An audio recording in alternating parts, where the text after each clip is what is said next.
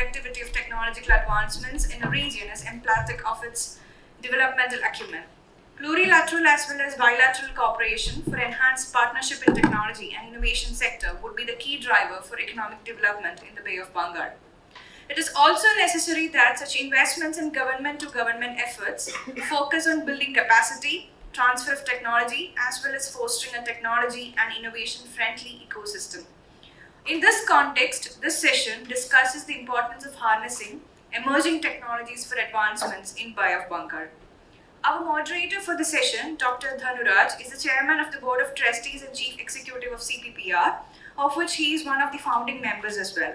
He holds a PhD in Science and Humanities and holds a postgraduate executive diploma in International Business and has undergone trainings by TTB MBA of Atlas Network, IAF Germany and FEE USA.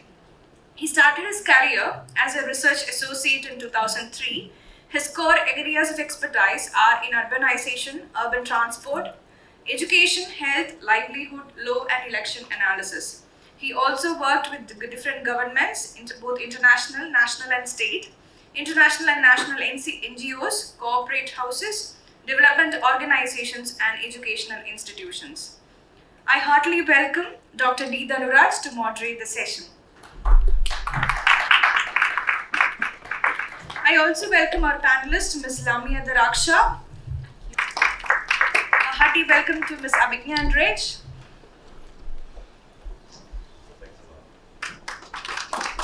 I would also like to welcome Mr. Tanis from Ficenta. So now, thanks, Anu, and welcome all the participants to this session on emerging technological advancements and innovation in the Bay of Bengal.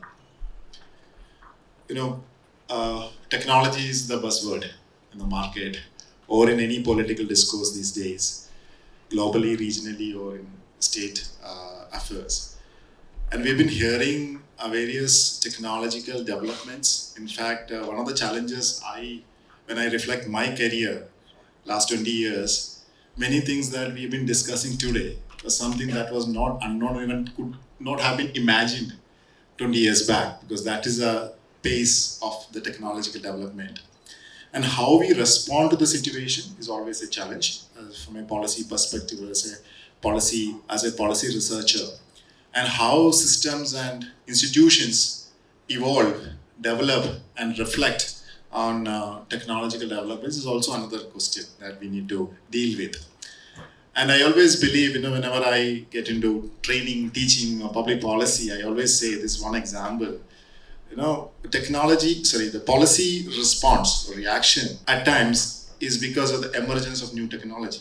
Something that was not existing, or something that was existing, but the technology changed a lot in the period. So the context and the history of the rules and regulations and the policy framework that was there in the beginning is no more relevant in the evolution of technology.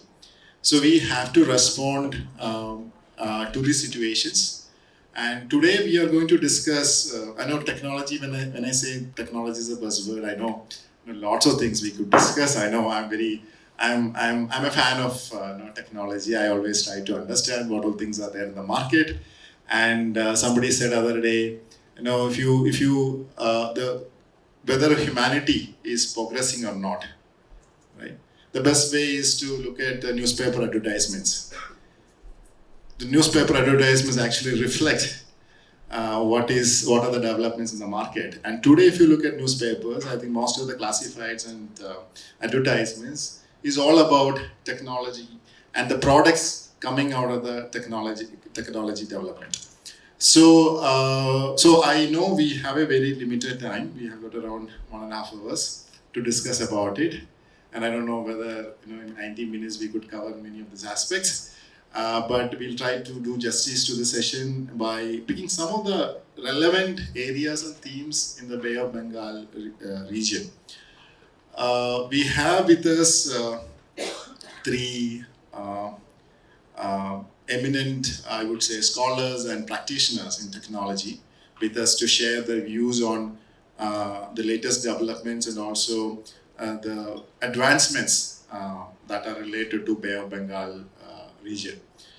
We have with us Lamia. Lamia is currently working as a technical project manager at BRAC International, overseeing tech solutions operating in 10 countries across Africa and Asia. I'm sure her experience in working in different continents will help us to understand how certain challenges could be tackled in the Bay of Bengal context.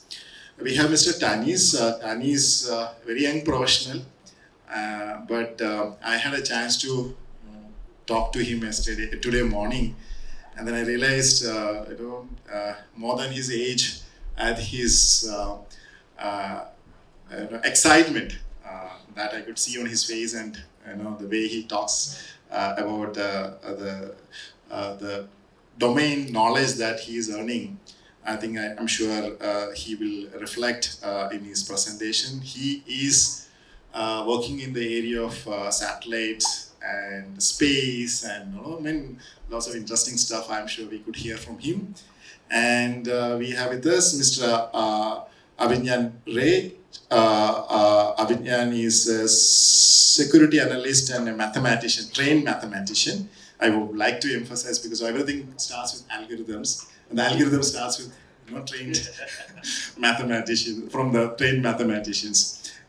He is the founder and chief scientist at Target Research LLP. He focuses on mathematical and computational modeling of conflict, Asian security and geopolitics, Indo-Pacific defense policies, geopolitical risks, futures and trends, etc. So to set the tone for this discussion, I think when we look at Bay of Bengal, I just give you some thoughts so that we could probably streamline this discussion.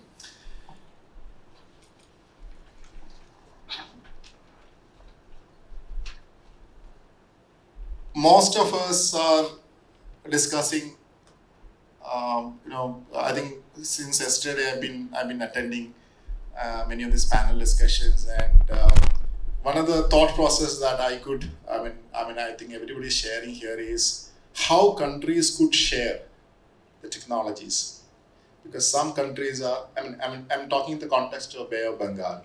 Some countries are advanced in certain areas, or they have the capacity and capability to launch technologies, whereas others are learning or they are in the early stages. So one of the ideas that we are going to discuss today is about the technology transfer.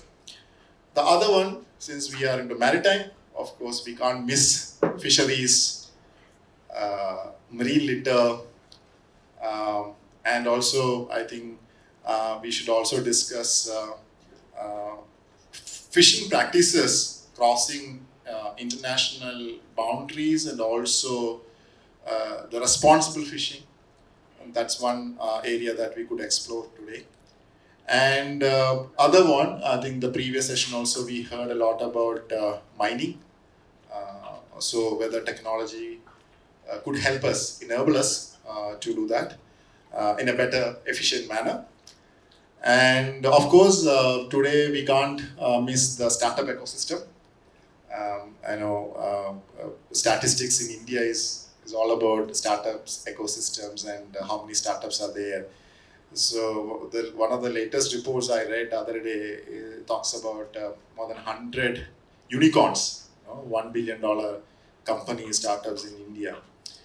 So I'm sure the startup system, because at the end of the day, I'm sure since we started discussing the technology in the early stages, advanced stages, different countries, different regions, so how the startup systems could help us, or how we promote startup systems.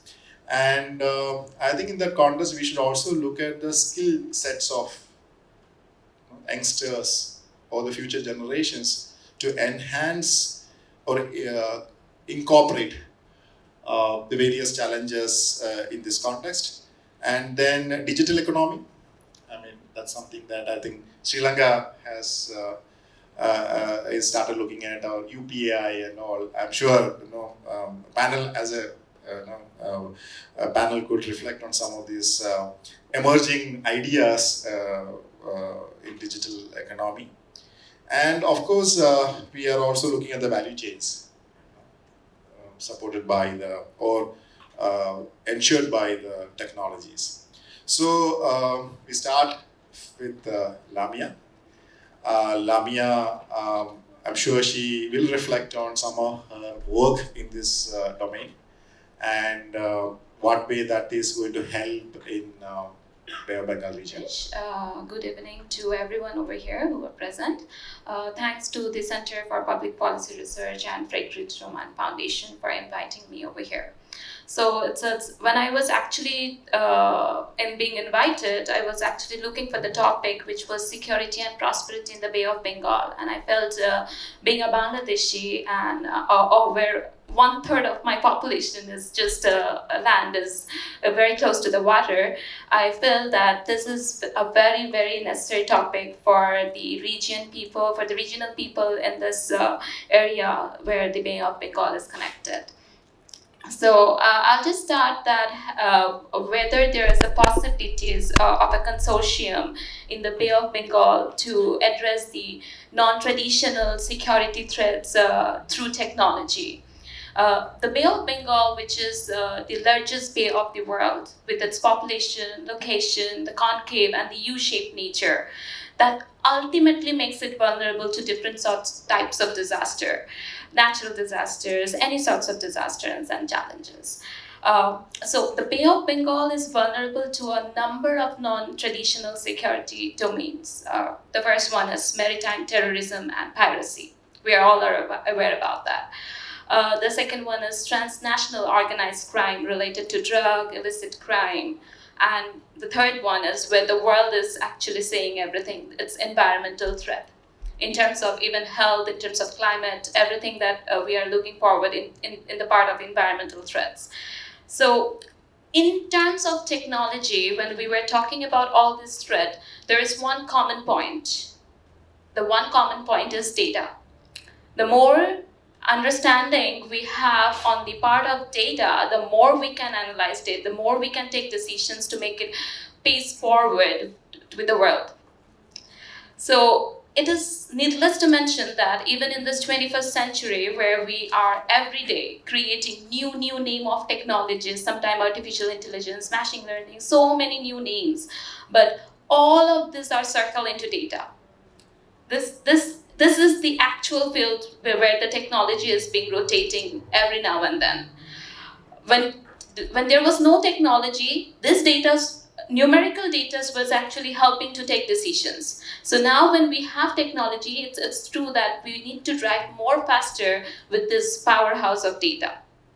So I would say that to build such consortium in the Bay of Bengal region to make the region understand towards the vulnerabilities, geographical information system, which is known as GIS, which is a tool that helps to give the digital representation of the landscape to analyze the data in order to make decisions, which presents complex information in format that can be visualized easily to take decisions. So if the countries in this region able to use this GIS technology in order to see this sorts of non-traditional security threats, then they can be able to find out the policies. Even this can be helped to develop national policies as well. This can be helped to develop the next space forward with technologies as well. So every year, this non-traditional threat like disaster, environmental threat, maritime terrorism, piracy, health threat, this causes fatalities and considerable economic loss. So in this situation, acting together is very much important, and when we act together, we have to make sure the data are visualized in a very beautiful format.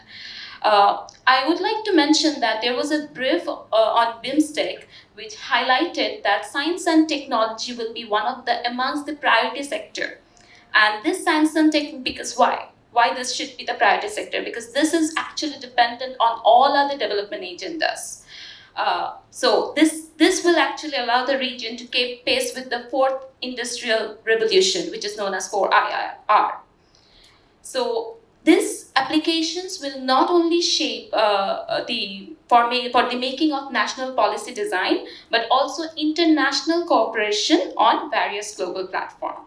So I think that it's pretty much, we know that it's different regions, we are here together, but we all are in the same boat. We all are sailing together. This sea, the Bay of Bengal region, the sea doesn't divide us, it unites us. So be united with this data, be united with our privacy, our protection, so that we can actually make examples for the whole world. Thank you. Lamia, I'm sure I have a few questions, of course. We'll come in the second round. Abhinyan, I would like you to focus on, are you fishing? If you could, illegal, unreported and unregulated fishing, one aspect, how technology could be used. Then of course, we have the humanitarian assistance and disaster relief, the SDAR.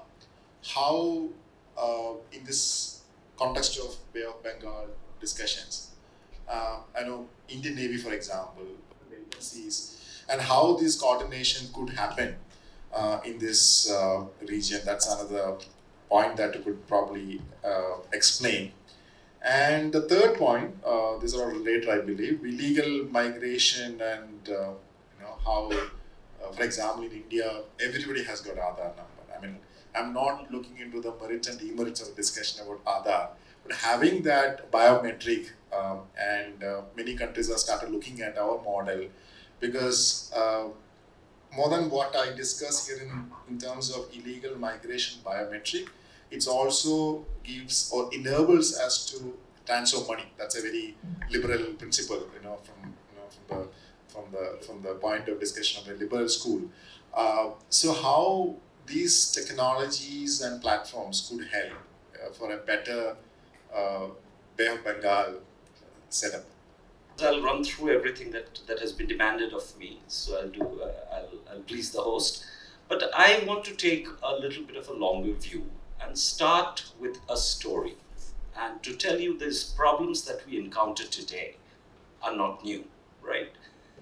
In November 1970, the then East Pakistan was hit by one of the worst cyclones in the history of Bay of Bengal. Right? The cyclone was called Bola.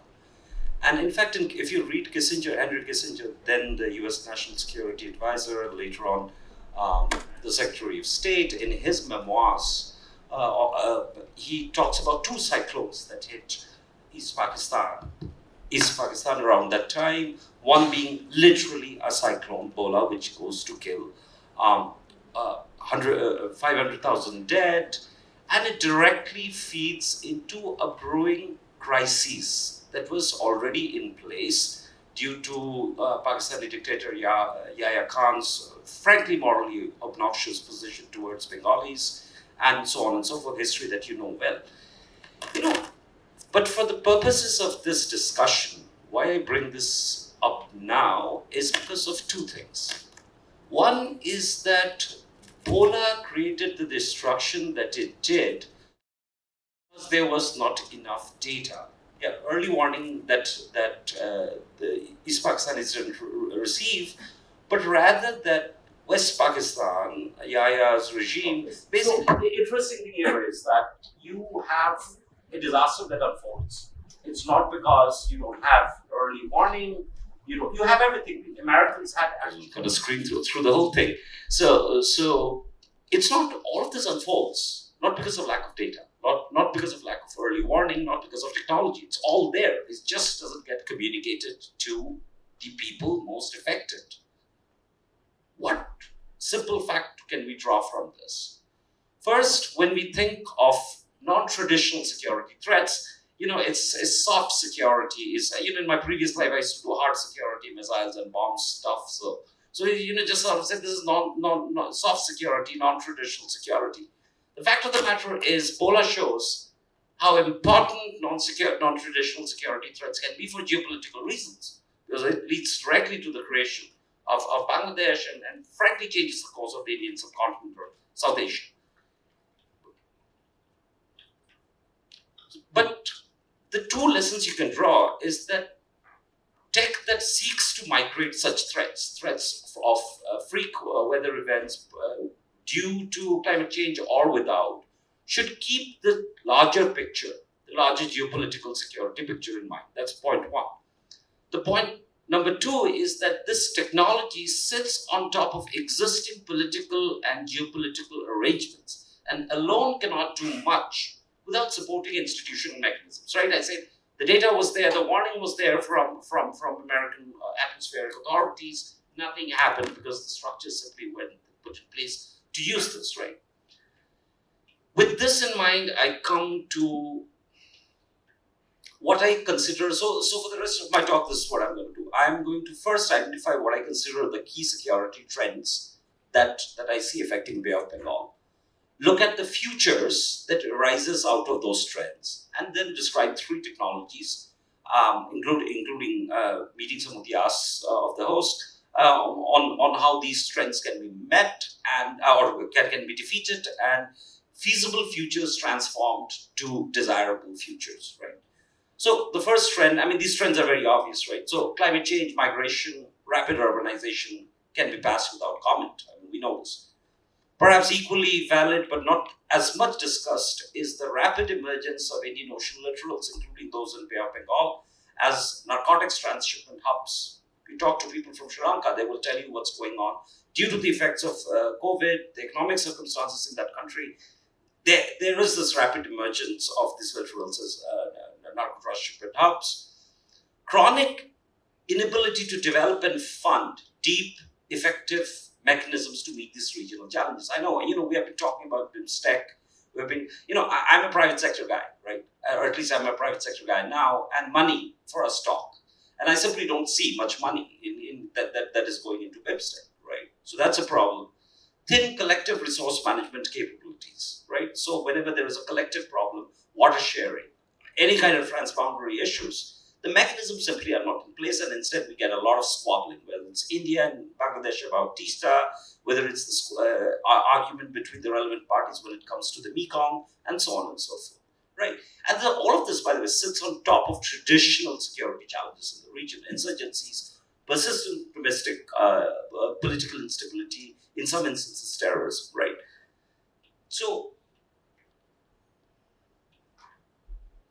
if you take these into account, what kind of futures do you see emerge for the Bay of Bengal region, right?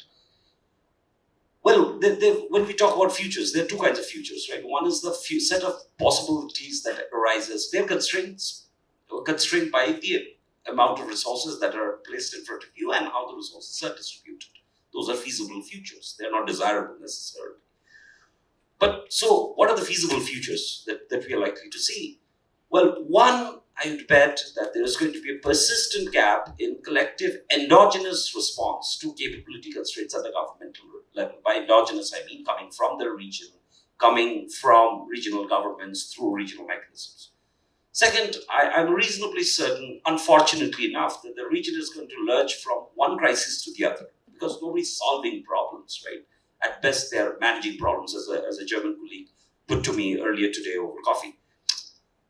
And finally, so if these are the cases, something has to give, right? Somebody has to do something. And I'm thinking, because of very practical stakes involved for these actors, the private sector, non-governmental organizations, then, and again, and this is where, presence of FNF in this forum makes a lot of sense. External actors from Europe, from the United States, they could step in to coordinate responses to challenges and crises. So if these are the futures, how do you map to today's tech so that these feasible futures can be shaped to desirable ones, right? I see three main directions in which exogenous variables, as I just identified, private sector, non-governmental organization, external actors, they could come in, right? One is through deep learning. And deep learning solutions deployed through open source software, cloud solutions, using commercial satellite imagery maybe, could help us address illegal, unregulated, and unreported fishing. I intentionally ignored the last U, because if there is enough data, nothing will go unreported. It would either be illegal or unregulated, right? Biometric data solutions, including full stack open source solutions based on distributed ledger, or what is commonly called blockchain, right? Which is, by the way, the technology behind crypto. I hope none of you lost money on that one. So biometric data solutions can help you address trafficking and migration issues, and I'm going to get to that in a second. And finally, a distributed network of portable sensors could help us combat counter narcotics. It's something of current interest to me quite a bit. So I'm just going to put it there. So let's start with deep learning, right? Deep learning and emerging imagery data. Ignore the slide for a second and bear with me and kind of understand what I'm getting at. You have the Bay of Bengal, which is a bay. It's a huge area in terms of the literally the surface area of the water that's there. How are you going to scan for illegal or unregulated fishing in that, and maybe even in deep sea? All right, how are you going to do that? Maybe it's not in the capabilities of regional actors to do that in deep sea, but I can name of one certain actor whose name starts with C and ends with an A, who have demonstrated the capability to do that precisely in this region. How are you going to monitor that? Large satellites are not going to help you. It's expensive. Large satellites are 20th century, right? So you need a lot of coverage of that water area, a lot of imagery through distributed network of sensors, right? Once you have that, you can do many things. Look at the state of deep learning, which is kind of like the hottest branch of what is called artificial intelligence. Deep learning for imagery analysis has moved quite a bit beyond, 6 years ago when people used to get excited when Google's algorithms discovered that cats exist on the planet, right? So we have the rise of unsupervised or self-supervised machine learning, deep learning. It's a big breakthrough. And remember, all of this tech is open source. Like, you can literally pick up a book, read it, learn to code, play with these things. Not very hard, right? And so combined with the software of deep learning and hardware of distributed sensors, I think you go some way in understanding or better understanding the IUU or IU threat in this case. Right? Second comes biometrics and blockchain. The idea is very simple, right? So you mentioned Aadhaar. So it's like that. I mean, it's a card that has your a token that has your biometric information. Except what happens here is that it's not stored in one go. It's distributed, right? That's the idea behind blockchain. Specific protocols have been introduced. It's very technical, but you have to take my word for it that biometric blockchains exist. I mean, they're still in experimental state. Some predict that there's a corporate market survey report that came out last year that said by 2030, single token digital identity through blockchain for individuals will be possible. So what does that mean in English? It just means, congratulations, you have an electronic passport, right? That data is kind of transferred all through a distributed ledger system, right? That, if you have that, okay, you're doing two things, right? First, you're removing control of this huge amount of data from the hands of, say, specific governments. You're distributing it out. That naturally takes care of some of the concerns we have, including with our own Aadhaar. And it also helps you combat trafficking and illegal migration, issues that remain of a lot of concern to us in this Bay of Bengal region. And finally, just to end this, I know I'm running out of time, so just kind of do this quickly. Portable sensors for counter narcotics. Again, ignore the slide. The idea is very simple, right? Think about how we detect bombs. Right? We have like this small bomb detection kits now. They sniff around, they find some chemical signatures, and the chemical signatures tells you, well, this guy's backpack has RDX in it or whatever, right? You can do the same thing for narcotics, right? You can develop portable sensor kits that picks it up. Why is that so important? Why is counter narcotics so important? Think about it. Narco trafficking is much more than an organized crime, right? You look at South Asia, you look at Southeast Asia, you look at Latin America, it is a direct contributor to political violence, insurgencies, terrorism. So it is literally a hard security concern from where we sit on the map, right? So with this, and by the way, 19th century policing is not going to help us, right? Go after a guy who's selling ganja on the streets, and then you go after his boss, and so on and so forth. I mean, that's all that you'd be doing. So you need deep tech solutions, is what I'm saying, right? Again, you can put a layer of machine learning algorithms on top of this. The good news there is that the risk of false positives and true negatives, they're reduced. So that helps. So I'm getting at what I like to call, it's a word I created for this conference, the Bob stack. So it's the Bay of Bengal stack, okay, of solutions which will have all these pieces and much more. How do you create the Bob stack? Well, first you have a shared understanding of what's at stake. I think that's the most important part. The rest are details, right?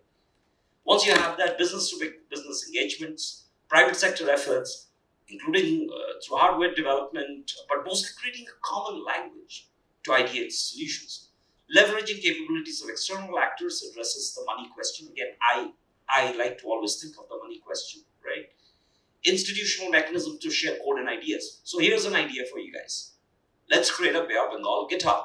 So GitHub is something where us geeks put up our code and people can look at it. Let's do that specifically for Bay of Bengal, right? Let's have a small version of GitHub where we can sort of increase intellectual connectivity. And finally, you rely on governments and plurilateral mechanisms when you must, but remember the limitations. Ultimately, governments are not exactly stepping in here. Beyond conversations, beyond commitments, beyond meetings after meetings after meetings, which have yielded very few results. Panelists earlier today have spent a lot of time talking about that. So I think bring the private sector, B2B engagements, think smart, think big, and I think we're somewhere in meeting or in making sure that something like Bola does not happen again changing the destiny of South Asia. Thank you.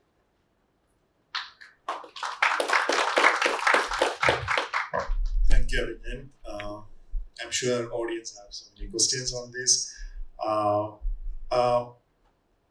Before I move to Tanis, I would like to ask a question. You discussed about. You narrated the Bay of Bengal stack. I think India is North India stacks, and I think it has got huge, stake in our governments and also the way, in fact, your daily lives are managed these days. So when you say market and governments, what is that integration that you see? Okay. And in that context, I would also like to remind all the audience here. The first time I heard about a technology secretariat in BIMSTEC framework was in 2006. Right? Yeah. And then in 2008, the next BIMSTEC meeting it discussed. I remember it was discussed in 2016 when this meeting has happened in Goa. Early this year also, I think this discussion is going on. I think now Sri Lanka is being tasked to, they're assigned this technology transfer exchange, but I don't see anything as such happening. So we have been discussing it for the last 15 years, and Right. now we are discussing market and government. No, at this rate, I'm confident. My nephew is 6 years old. He would be sitting here in Kochi with his peers talking about the BIMSTEC tech secretariat. Pardon my skepticism about this. Let me get to your question with a very concrete answer, with an example. So I was talking to Tanis earlier today about this, so just kind of relaying a private conversation, which is that Thailand has an emerging space tech ecosystem, startup ecosystem. India has one. Both, I think, are reasonably okay. It's nothing like the United States. It's not SpaceX. Here is a very concrete idea.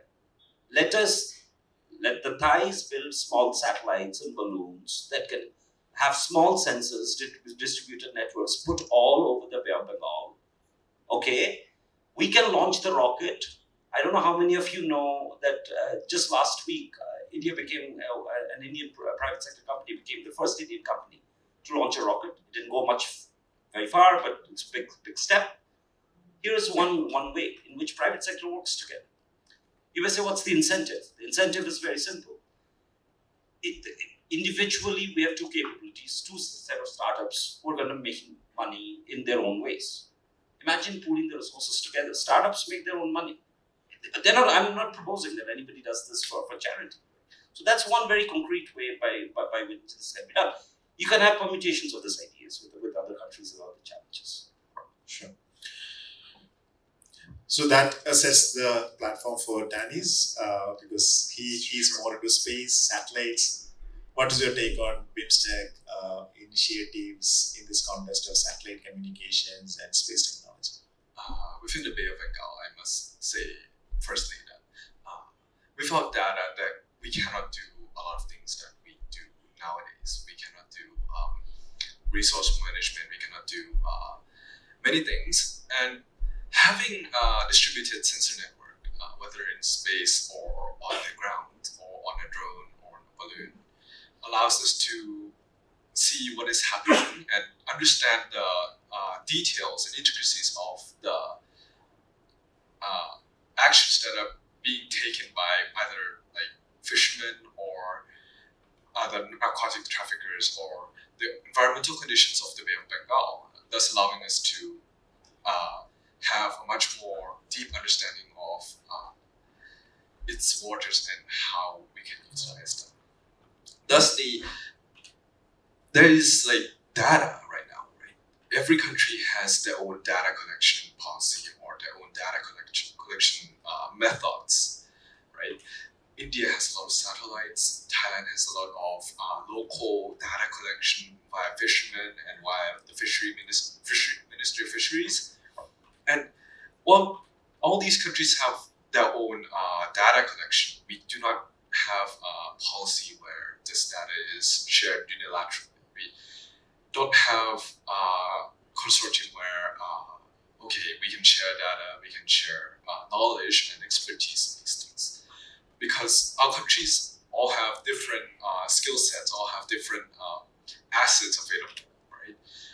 For example, like in Thailand, Mr. Raj mentioned, we have emerging space community, we have emerging technology, we have emerging AI builders, and we have emerging technologies in other fields, which is located only nationally. We do not have this much international cooperation, where, for instance, a sample of international cooperation that has happened in the past would be the search for MH370, if you all remember, the Malaysian airline flight that crashed over the Bay of Bengal.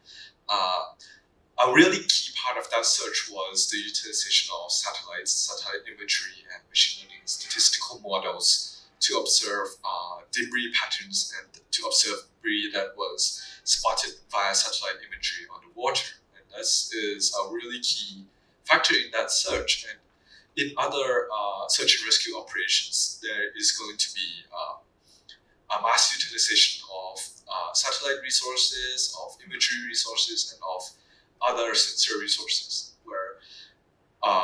where these things assist us. It also is another factor that contributes to narcotics trafficking and illegal trafficking, such as using synthetic aperture radars to spot cargoes in ships or to spot humans in ships and to look for things that might have been trafficked over the Bay of Bengal.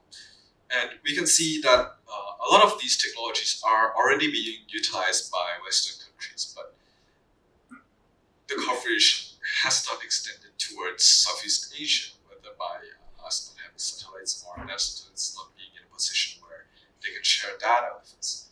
Also, another factor with the data is that data needs to be accessed by a lot of people. The more people that can access the data, the more good that data can do, because a driving factor in startups and a driving factor in a lot of technology economics is access to data. And you can see that in the West, there is billions of dollars being generated by companies that have access to satellite data or companies that are built off processing satellite data. We can see examples like Palantir and other companies that are funded by Amazon or Google that are services that process satellite data for the common people. So you can go to these companies and then they will process satellite data for you and show you things like data that you would like to know. Like, for instance, in America, you can go to some companies and have them process data for you to look at crop yields and to process the best crop layout or crop planting statistics for you via satellite data and via drone imagery, which I feel like is a very interesting point that access to data is something that is necessary and is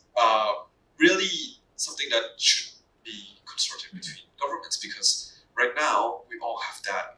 Every government has data, except we have different parts of the data, and we don't have all of the data. However, to be able to create our overview of the activities in the Bay of Bengal, to be able to create an overview of the resources in the Bay of Bengal, whether it be validating startups such as using balloons to measure the water temperature, to measure water quality, or using synthetic aperture radars. This data has to be driven from somewhere, right? So this data ecosystem is going to emerge only if government has policies that allow it to emerge, right? Because if we keep viewing a lot of these data or a lot of these issues as national security threats or issues that are pertinent to only local government and not international issues, there is going to be amount of we cannot utilize this data perfectly in local sense. So I feel like this data can do a lot of good. There's many things that we can do from this data. Like, for instance, like we can use this data to map out fisheries and to map out locations of spawning fish, or to map out water quality, or to map out resources. And we can monitor resource extraction, fish extraction, energy production. All of these things can be monitored, and we can get feedback on all of these technologies that are deployed in the field via data collection and data sharing policies. Thank you, Dennis. I think now all the panelists have a common element I see in your presentation, that is data. And I think I'm sure all of us present here also will agree on that point, that data becomes the oil or water. That debate still continues. So, what about Lamia, the data protection? Because in India, for example, we have many rounds of data protection bill, and privacy, for example, privacy in India, as per Indian Supreme Court ruling now, privacy becomes a fundamental right. How is this looked at your country, and any learnings or any good examples that because in India, even this last week we have this data policy again, a draft note has been circulated now for the public comments, and as a policy researcher, I do have so many reservations on what is circulated on data policy. So in your country or in your global experience as a researcher, I mean, do you find, because I see fisheries, satellite images, and private companies handling it, and in Indian draft law now says that the government of India will decide where to store, and they're supposed to publish a list of countries where these companies can store data. That is what the data says. I don't know how they arrive at the decision. So, do you have anything to share? In terms of good practices or bad practices also? Okay, thank you for the question, and it's getting interesting the way my panelists are actually referring to the conversation of data. While I reach to my country, I'll just, as this is the Bay of Bengal region, we are all together, I will prefer more on this trans-border operational data. So, every day, new tech, new threats, and new governance. All things are linked together. When we are talking that every day we have draft policies designed, because we have draft policies designs on data because we are concentrating on that single country. But while we are thinking about trans-border flows, we are considering on that particular country. We are not considering about that trans-border flows policies. So that is where the policies remain drafted for the very time long being, and it will be happening if this is missing. So here I want to add that in this development of automatic data processing, where data is transmitted in seconds across national frontiers, across continents to continents, it's just 2 seconds to pass the data. So it is really necessary to consider privacy protection in relation to personal data. These policies are remain drafted because there are lackings on the understanding of the personal data and the data which can be shareable from one continent to another. Because the countries, these individual countries, I won't name any countries, but the individual countries for their economic growth, they felt, no, this data should not be shared. But they didn't know that if this data can be shared, this will actually help this region to grow and ultimately that country too. So this understanding that which data need to be shared and which data might not need to be shared, this should be into a policy, this should be detailed out. And there is a risk definitely that differences in national laws could hamper the free movement of personal data across border.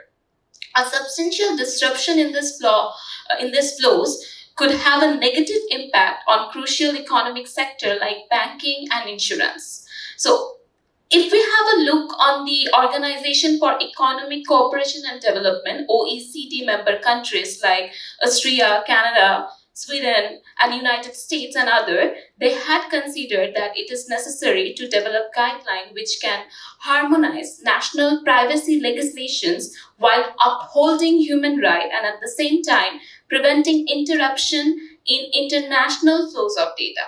So there come the prevention where we need the policies for international flows of the data. So yes, it's true that every now and then there are policies in terms of cybersecurity, in terms of satellite image processing, but all these are connected. This is not a country-based data. These are all connected. So I believe that while the countries together need to sit in order to make these policies to actually be related into a larger scale. So I know that yes, BIMSTEC just on March 2022, our Honorable Prime Minister of India, they had signed the MOA on the technology transfer facility. But I know that's compared to this document, it's being very late the way we are actually growing with technology. So it's really important now to have a policy which actually includes these transfer flow of data in order to make all the other policies of the countries work. So my point is this, that policies need to be harmonized with other countries so that this could be strengthened up. Thank you. When Prime Minister Modi, assumed office, one of his earlier steps was to promote satellites. Our Indian Space Research Organization could be the launch pad for satellites for South Asian Association of Regional Cooperation, SAARC countries' satellites. And I know by 2017-18, few of these satellites were launched. Sri Lankan and other countries' satellites were launched, and we are actually helping with the meteorological data and navigation data and all. And Lamia discussed about GIS. So GIS is also being provided. I mean, more accuracy, or what do you say, the resolution is attained by having this network of satellites for the SAARC nations. But at the same time, since we are discussing data, one of the key learnings in our policy debates is always about the enabling policies, regulatory mechanisms, the legislations that are governing this area. I'm sure you have, in Thailand has taken some steps. You have some examples to share with us. That could be example for all of us to learn from, how policies, the regulatory systems could be modified, and that way it could be an enabling process. Can you share? Yes, certainly. In Thailand, recently, within the last 2 years, there has been. Last year, there was talk about a legislative bill that would allow startups to increase their ability to touch space technology and other technologies that were previously considered national security issues. Right? They were loosening regulation on satellites and loosening regulations on technologies that are related to space and interplanetary issues. So that regulation has allowed for the formation of a few startups that are based on development of satellites, development of payloads, development of launchers, and development of space technology. These startups have also allowed for the creation of startups that are going to be startups that help them. So it's a whole ecosystem from one legislative bill that says, oh, you can now use space technology in your startups. You can now access this information. You can now disseminate this information in the public space or process this information. Right? It allows for funding to be granted and allows for startups to be created where previously there would not have been a whole ecosystem. Because you must realize that when a startup is created, it's not just one startup. It will be a whole ecosystem. There's going to be another startup that has to come to support this startup. For instance, in Thailand, there was a satellite startup called MuSpace, I think, and they have their own payloads and satellites and things. And there have been other startups that have been founded that are startups that provide the tools that this startup needs or requires to be able to launch their own satellites, right? And we can see this process even in like America or with SpaceX and other companies. We can see that there are starting to be deep technology startups that are being funded, being created to create technologies that start to allow for other startups to utilize them, such as I forgot what its name, but there's a startup in America that currently produces rocket engines for other startups to be able to use on their satellites, produces guidance systems, produces control systems. It's becoming an ecosystem where you can pick off-the-shelf parts, assemble them, and launch a satellite. And then there is data processing startups that are coming after these launcher startups, coming after these satellite startups that are utilizing the data and then providing this data to ground people and people on the ground, and people being able to see real-time data, which is decentralized, which does not require $2.5 billion satellite being launched via like a single satellite each launch. We are seeing like 10, 20, 30 satellites per launch. And this is allowing us to tailor the payloads for each application. For each application, we can tailor payloads, we can tailor sensors, and we can tailor communication systems per each application. And this has allowed us to create data as a service and systems where data processing is much more as a service and much more accessible to the common person. I hope this answers your question. Sure. Abhinyan, we are discussing this, all these discussions, data, technology. I think it's in the context of Belt and Road Initiative China. They are the technology provider. Of course, we have strong views on you try to say countries starting with C and ends with A. I said China. The reason I bring China element here on this table is there's also a discussion about the strength of our neighboring countries in the Bay of Bengal region. For example, Japan. Japan is using technology in fishing. Australia, for example. So if I discuss Australia and Japan, I think I should bring a Cod also into the context. So what do you say, what do you think the association that we could develop? Because Cord is here. I know 5 eyes are there in this region, and we are also discussing the role of technology. I know you talked about deep learning. You talked about satellite images, satellite data. So, what do you say about the cooperations among and between, not only in the Bay of Bengal, among the Bay of Bengal countries, but also with the neighbors who have strong views, or they want to help us? Well, it's very interesting that you brought China back. And I'm, by the way, I'm very impressed how disciplined every panelist so far has been when it comes to China. Like, I was expecting a shouting match that didn't happen. It's very, very impressive, right? No, I mean, joking aside, I have 2 observations to make. One is a very practical observation about how science works. So, when I was talking to you guys about a biometric blockchain protocol, guess what? It was developed by a Chinese scientist in the United States who just wrote a paper and published it, right? And so if somebody, that happens, it's called science, right?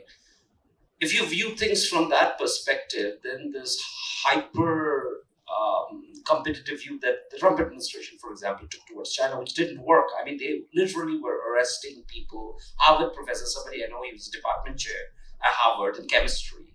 You don't get to be a chemistry department chair at Harvard by being, just somebody on the street. He was arrested by the FBI because they said, some China program that they were saying he was cooperating with the Chinese. Not about anything secret, mind you, it's just research. So science has its own way of doing things, like GitHub. You have Chinese researchers putting up code, right? You have anybody putting up code. So you can't say I will take that, but just be sort of mean about the rest. That's one thing. But coming back to Quad, I'm glad that you brought this up, because forget about Quad, China grouping, anti-China, bandwagoning, hedging, whatever. Forget it, right? It's just 3 countries who are fairly ahead of the game, plus India, trying to do certain things together. I think that is our stated policy when it comes to Quad, right? Quad has a focus on emerging technologies. There's a working group dedicated to emerging technologies. It started after the first Quad summit, virtual summit that Biden hosted.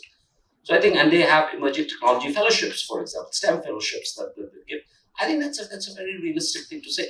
It's a low-hanging fruit. Like, how much money does it take to send 5 Tamises to the United States to do a PhD? Right? No, guys, I'm very serious. This is where we need to invest. We need to invest in the next generation. We need to, so that they can do things their way, while everybody else worries about China or some other country. I think every panel since yesterday, whatever the theme of the panel, I think I keep hearing the discussion of energy.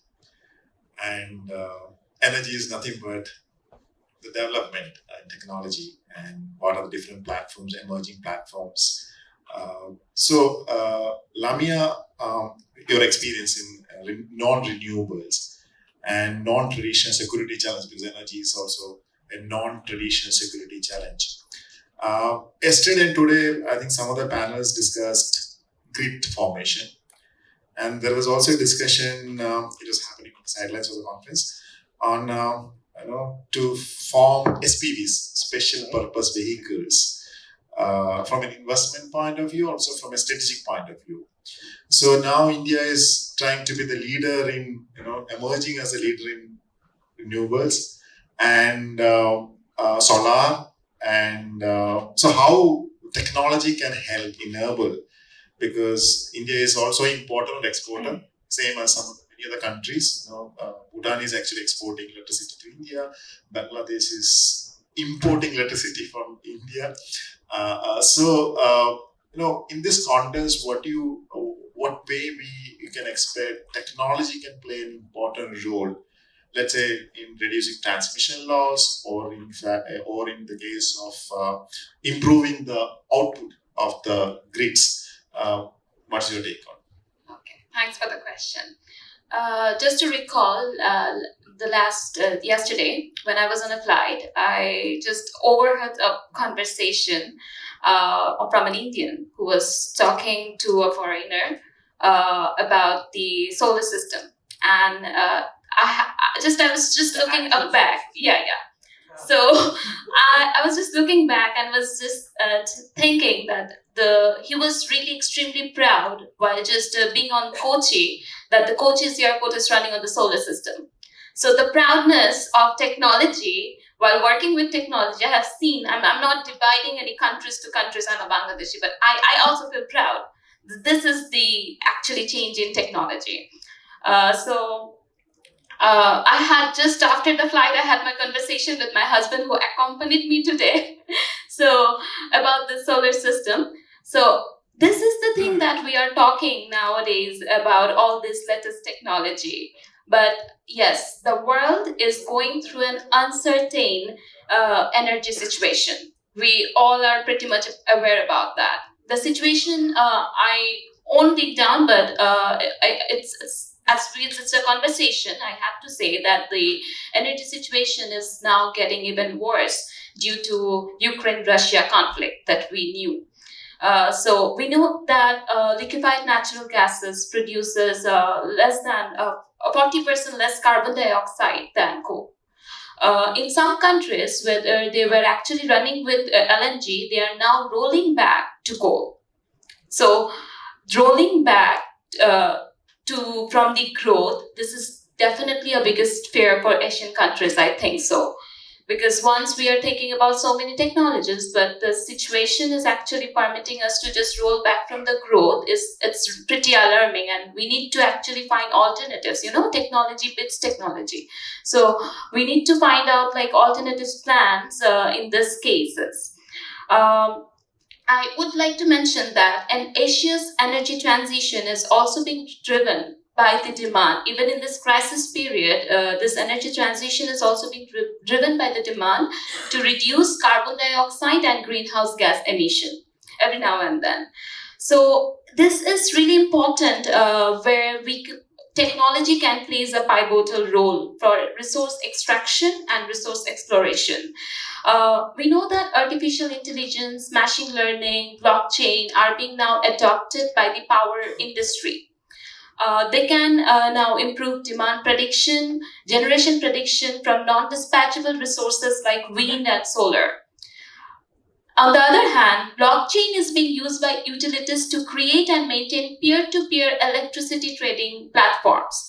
So blockchain is also helping to get renewable energy. I have read a paper that blockchain is helping to get renewable energy on the grid in Europe already.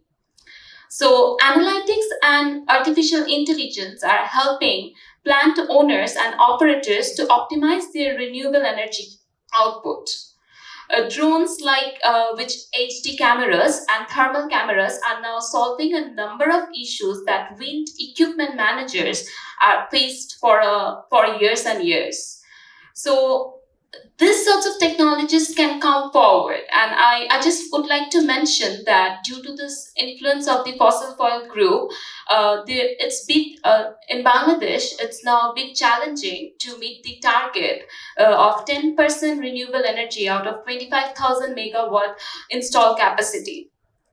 Currently, Bangladesh is generating 560 megawatt of electricity, which is just 2.95% of total power generation. So it's really challenging for Bangladesh to meet the target of 10%. However, in other parts, Bangladesh is also trying to working on the development of the generating power through other sources, which is like nuclear power plant. I know that nuclear power plant is not a renewable energy, but almost 96% of nuclear waste can be recycled within the power plant. So if this is how it's grown, then currently there are 2 power plants in construction which will be active on Bangladesh on 2023, which will contribute almost 15% to the national grid.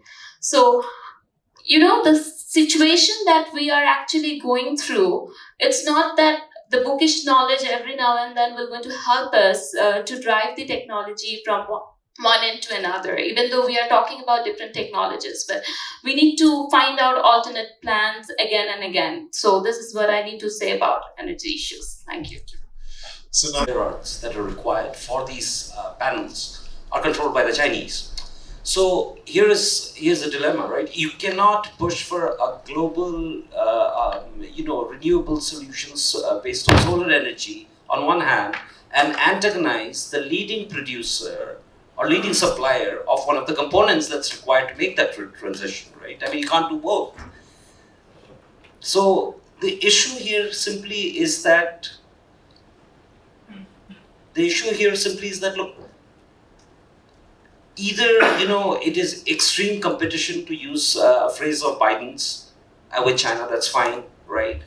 Or it is climate change, kumbaya, everybody's best friend, right? And we push for renewables. It can't be both. I mean, it's either it's zero sum or it's positive sum. It can't be something in between. Is what I want to say. So the floor is open to the questions. I like the term you coined, the Bob stack, and you say Bob stack, and I think everyone in India immediately thinks of the India stack, and that had one critical enabling component, and that was identity, the Aadhaar card. Now I know you dreamt this up only this week, but you strike me as a quick thinker. Could you imagine what could be like a critical component to get something like a Bob stack going? Well, if I again, something that we could put very easily into Bob stack, which would solve some of this problem, is something like Aadhaar. But imagine an Aadhaar that is not based on possession of data. So that is where I was talking about a decentralized ledger version, where if you are storing biometric information, it's not staying anywhere or with one person. You can distribute it across chain. The problem is not there, right? I'll tell you what the problem is with my idea. The problem is that who do you get to cooperate? You put this up on the web, right? There's going to be like 20 enthusiasts from Thailand, 20 enthusiasts for India. I mean, you can do that. You can get 1,000 people to sign up for it, but that's not going to solve any problem. But that is, in principle, that's doable. The India stack is interesting, but remember that there are components of the India stack that we picked up from elsewhere. We picked up from ePesa in Africa, right? That was the peer-to-peer wallet. I mean, now that has very nicely become part of the India stack, but the point is that we learned it from somewhere else. So similarly, maybe Bob stack also does something like that. But I think a very basic thing that we can do, and we can do it like right away, is let's get something like a collective, like a GitHub. Do you know what a GitHub? So let's do a GitHub for Bay of Bengal. I mean, it will require no money. I'll host the website for the firm from my firm. If we can just get like 20 people from each of these countries to come into this. I'd like to add to this also. It's like in the software development world, right? We have something called a repository where everybody can come and contribute their code, or can come and look at other people's ideas that they have put into code. And to an extent, this transcends all borders, because the software that has been developed and put on GitHub, which is a repository management website. Right? So everybody can come on this website, see the repositories, look at the code other people have developed. It transcends borders. We have seen a lot of code on here that would be considered top secret if developed by software developers. Like before, there was this thing, but right now it has been released to the public, and everybody can see that, oh, this piece of software causes this security issue in this other piece of software. We have to address this security issue. And it allows users and other people who contribute to this open source ecosystem, whether it be software, mechanical engineering designs, or data, to manage and help each other manage like vulnerabilities, manage security risks, and get better results out of their own software, optimize for problems that they're trying to solve. And to the Bob stack, right? I feel like this open source mentality, this mentality of sharing and helping each other, I think it can get us quite a certain way into the initiation of this stack, because with the movements that are around right now, with the push for open sourceness, with the push for code contribution, with the push for designs which are open source, there has been a push also for data that is open source, for contribution to technology that is open source. Yeah, and just to kind of add to what Dennis is saying, I mean, it's very simple, right? We know the challenges the region faces. So instead of having a repository at GitHub that does all kinds of code, just kind of focus on a subsection of that. So you say, a team in Thailand is writing code on I don't know, some synthetic aperture radar, some SAR imagery analysis stuff. And we know that that's useful for XYZ reason. If they're willing to put it up, no government will be able to prevent them from doing that. Right? That's the beauty of the open source movement. If we want to do something on the design side, we put it up. All it requires is to get this going. And the funny thing about this, as far as I can look at the numbers, the money, is that there's no money required. We do not need a technology secretariat from BIMSTEC to do this. It's just a matter of like getting a whole bunch of guys together and to do it. I mean, it's as simple as that. And the beauty is because it's decentralized, because nobody owns this part of this repository, no government can control it. I mean, all this discussion about data protection, about intellectual property, it's all moot in one go. So it's a very low-hanging fruit. Should be thinking about this. Thank you so much for providing such a illuminating talk. I learned quite a lot, and thank you so much for that. My question is Abhi. I would like you to throw some more light on the linkage between technology and security, especially geopolitics, because we are living in the age where geopolitics has come back in a very big way, and our generation has to face that. So I want you to throw some more light on that. And secondly, I also like to know how can India's tech sector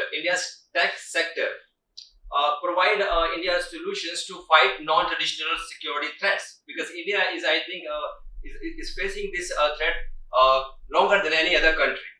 So how can we inspire our tech sector rather than giving us technology for wealth creation?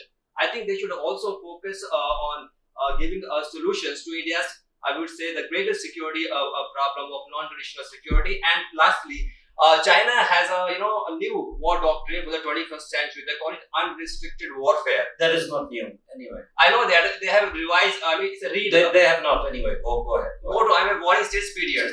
I know that. I teach Chinese history. My question is, do you think India can use India's great minds can provide solutions to fight this doctrine of China, to fight a militarily superior enemy? I'll have, because this is a Bay of Bengal conference, I think Lamia should take the first part about links between geopolitics and security challenges of tech. Well, I think that the way we have discussed on the first part about data, I mean, like how it is important for the Bay of Bengal region to flow, to create new technologies for betterment or to fight the non-traditional security threats. We also considered about the data privacy issues related to the trans-border flows of data. The question that you just picked out, like how could we actually secure the data? And how could we actually secure our personalized data?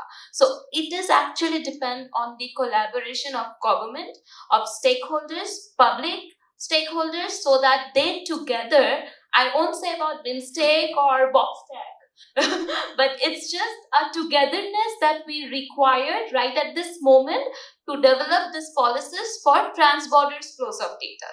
Because we are talking about technologies, it's also already the data are transferring. The GitHub example that they are actually talking about, it's already been given, it's already gone.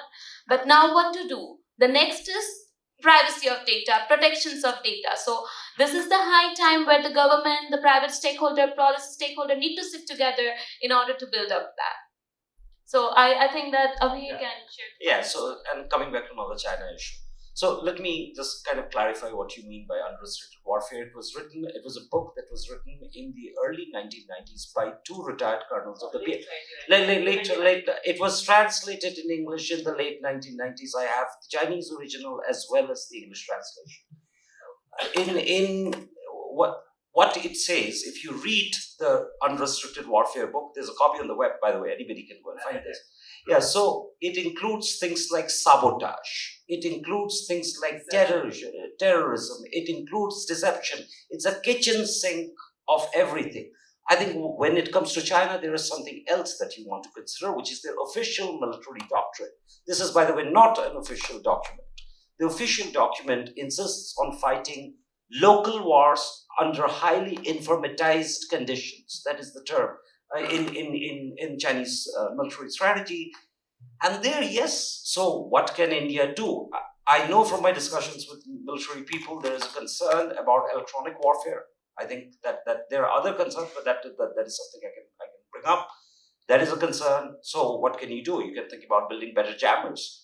There is already production-linked incentives that Indian startups get for doing certain things. I think there's a huge push in the defense startup space, and I'm seeing a lot of defense startups do very good work. Like there's this little startup in Delhi who did the Republic Day, all the drones this year with that. So I think there's a role for Indian startups to play in that. Any more questions? So I think we can conclude this session. I think we started this session by saying let's cooperate and engage. And during the conversation, I think all the panelists, the consensus has been reached that data is very important. We could share the data, and markets can play a significant role in that. And it doesn't mean that governments have to put a lot of money to build that architecture, since many of these countries in this region have got know-how in technology. I'm sure we should be able to do that BOP stack, and I think that will help all the countries and also the rest of the world to improve and maybe we'll be more productive and we'll be more efficient. We could offer, of course, it will also offer better governance in the region. I think at the end of the day, what matters is how people are, good at with their individual lives and prosperity and liberty. With that, we are closing the session. Thank you all the panelists for sharing your brilliance and your know-how in the technology field.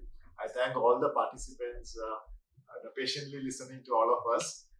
Thank you so much. So now I request Mr. Frank Hoffman, the Regional Project Manager, FNF South Asia, Delhi, to hand over the mementos to our esteemed panel. I would like to invite Ms. Lamia Daraksha to receive the memento. Mr. Abhigyan Ray.